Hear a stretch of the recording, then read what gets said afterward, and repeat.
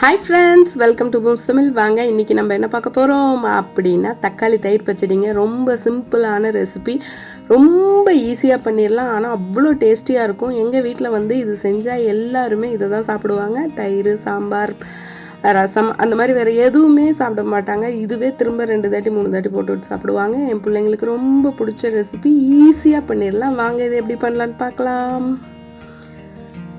இப்போது இதுக்கு ஃபஸ்ட்டு வந்து நான் ஒரு 8-10 தக்காளி எடுத்துகிட்ருக்கேன். இப்போ இதை வந்து நம்ம குக்கரில் தண்ணியெல்லாம் எதுவும் ஊற்றாமல் அப்படியே உள்ளே இறக்கி ஆவியில் வேக வச்சு எடுத்துக்கலாம்.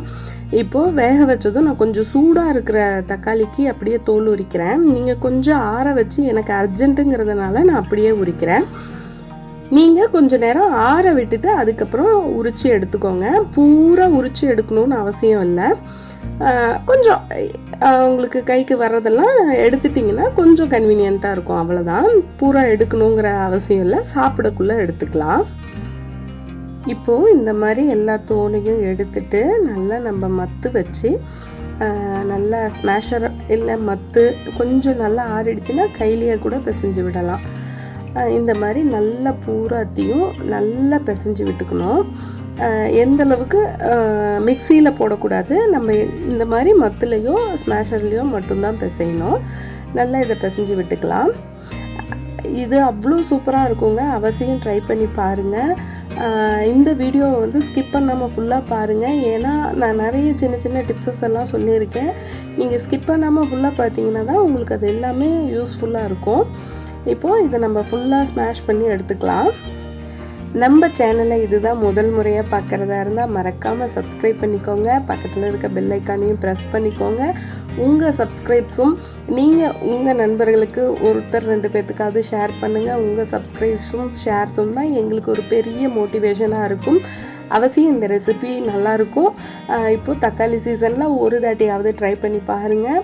இந்த மெத்தடில் பண்ணிங்கன்னா இன்னும் இதில் இருக்க அந்த சின்ன சின்ன டிப்ஸஸும் சொல்லியிருக்கேன்ல, அந்த விஷயத்தை எல்லாத்தையும் நீங்கள் ஃபாலோ பண்ணிங்கன்னா ரொம்ப டேஸ்டியாக இருக்கும். இப்போது ஸ்மாஷ் பண்ணி முடித்தாச்சு. இப்போது ஒரு மூடி தேங்காவை வந்து நான் நல்லா நைஸாக அரைச்சி வச்சுருக்கேன். இந்த மாதிரி நல்லா நைஸாக கொஞ்சமாக தண்ணி சேர்த்தி நல்லா நைஸாக அரைச்சி சேர்த்திக்கோங்க. இப்போ இதை சேர்த்திக்கலாம். அடுத்தது வந்து நம்ம வந்து தாளித்து கொட்டணும். நான் தாளித்ததை வந்து நான் வீடியோ எடுக்கலை. இந்த தாளிப்பு தான் இதுக்கு ரொம்ப முக்கியமானது. நான் என்னென்ன பண்ணியிருக்கேங்கிறத அப்படியே லைனாக சொல்லிடுறேன். நீங்கள் வந்து அதே மெத்தடை ஃபாலோ பண்ணுங்கள். இதுதான் ரொம்ப முக்கியமான இடம். 2 ஸ்பூன் எண்ணெய் விட்டுட்டு கடுகு பொரிஞ்சதுக்கப்புறம் 2 ஸ்பூன் அளவுக்கு நான் வந்து உளுத்தம்பருப்பு கடலப்பருப்பு சேர்த்திருக்கேன். அதுதான் இது கிறிஸ்பியாக ரொம்ப டேஸ்டியாக இருக்கும். நான் வந்து கொஞ்சம் சேர்த்தி தான் கடலப்பருப்பு உளுத்தம்பருப்பு சேர்த்திருக்கேன். உங்களுக்கு அது பிடிக்கல அப்படிங்கிற மாதிரி இருந்தால் கொஞ்சம் கம்மியாக சேர்த்திக்கோங்க. 2 ஸ்பூன் உளுத்தம்பருப்பு கடலப்பருப்பு சேர்த்திட்டு உளுத்தம்பருப்பு கடலப்பருப்பு நல்லா செவந்ததுக்கப்புறம் பெருங்காயத்தூள் கொஞ்சமாக பெருங்காயத்தூள் சேர்த்திக்கோங்க. ஒரு 1/2 ஸ்பூன் அளவுக்கு பெருங்காயத்தூள் சேர்த்திக்கலாம். பெருங்காயம் கொஞ்சம் பொரிஞ்சதுக்கப்புறம் கருவேப்பிலை கொஞ்சம் நல்லா பொரிஞ்சதுக்கப்புறம் பச்சை மிளகாவை குட்டி குட்டியாக நம்ம வந்து கட் பண்ணிவிட்டு அதையும் அந்த தாளிப்புலேயே சேர்த்திக்கணும்.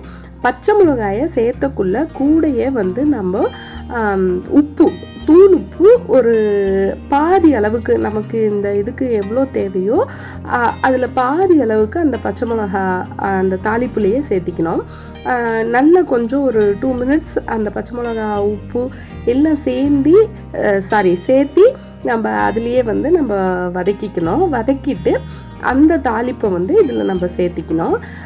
1 கப் அளவுக்கு தயிர் வந்து சேர்த்திக்கணும். நம்ம எல்லாம் கலந்து விட்டுட்டு உப்பு சரியாக இருக்கான்னு பார்த்துட்டு நமக்கு உப்பு பத்தலை அப்படிங்கிற பட்சத்தில் உப்பையும் நம்ம இதில் சேர்த்திக்கலாம். இந்த வந்து பரிமாறக்குள்ளே இது எல்லாத்தையும் சேர்த்து மிக்ஸ் பண்ணுங்கள். இது ரொம்ப இம்பார்ட்டண்ட்டான விஷயம். நம்ம வந்து முன்ன பின்ன இப்போ நம்ம பரிமாறுறதுக்கு ஒரு 10 நிமிஷம் 15 நிமிஷத்துக்கு முன்னாடி சேர்த்துங்க. அப்போ தான் அந்த பருப்பு எல்லாமே கிறிஸ்பியாக இருக்கும். அந்த கிறிஸ்பியாக இருந்தால் தான் உங்களுக்கு சாப்பிட்றதுக்கு ரொம்ப சூப்பராக இருக்கும். அது ரொம்ப முக்கியம். இப்போது பத்தாத உப்புக்கு நான் 2 ஸ்பூன் அளவுக்கு கொஞ்சமாக உப்பு சேர்த்திட்டேன். 3/4 உப்பு நான் வந்து தாளிப்புலேயே சேர்த்திட்டேன். அதனால் இதில் வந்து கொஞ்சமாக மட்டும் உப்பு சேர்த்திருக்கேன்.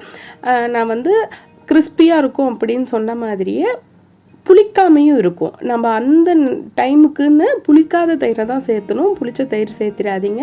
நல்ல கட்டி தயிராக சேர்த்துனிங்கன்னா ரொம்ப டேஸ்டியாக இருக்கும். இதை நீங்கள் சாப்பாடில் பிசைஞ்சிட்டு சாப்பிட்டிங்கன்னா அவ்வளோ சூப்பராக இருக்கும். ஒரு தாட்டி மறக்காமல் ட்ரை பண்ணுங்கள். இதே மாதிரி அடுத்தடுத்த வீடியோவில் சந்திப்போம். பாய்.